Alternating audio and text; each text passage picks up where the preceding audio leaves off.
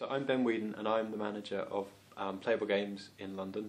We're a little part of Circo Experience Lab, and we focus on game testing, gameplay, looking at the game industry in particular and everything that surrounds it, from the games themselves to the hardware to the marketing and promotions that go on around it too.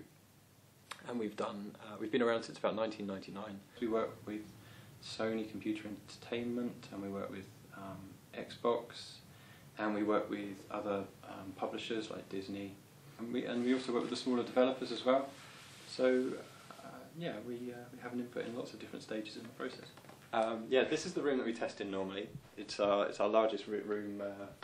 It's sort of set up for a variety of different types of testing, but at the moment it's not really set up for anything. It's sort of not being used today. We tend to have two people sitting on the end of each table.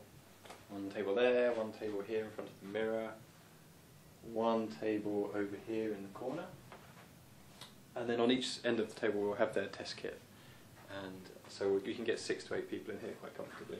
Then the video is piped over the ceiling, through the wires, and then down through into the viewing room next door, which we can go have a look at in a second. One of the projects that we tested that was international in scope was Lips on Xbox, which was a singing stroke karaoke game. I think came out in 2007. And that was really interesting because there were lots of cultural differences between the ways that different people played the game, and I think that's why Xbox asked us to do the research anyway in Europe. We wanted to check that the thing that they were developing was actually going to be relevant to European markets.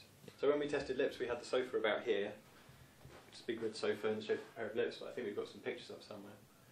And then we had a little table of drinky poos behind over here, and then people would just come in, sit down, and we would say to them, we're just going to leave you to it, we're just going to let you enjoy yourselves, give them the controller. And they knew they were testing a karaoke game anyway, it's not a massive surprise for them. And then we just saw what they did, and then occasionally we would drop in and say, can you try this type of singing, can you try this type of singing like in a pair, as a duet, or maybe just do like a kind of competition thing.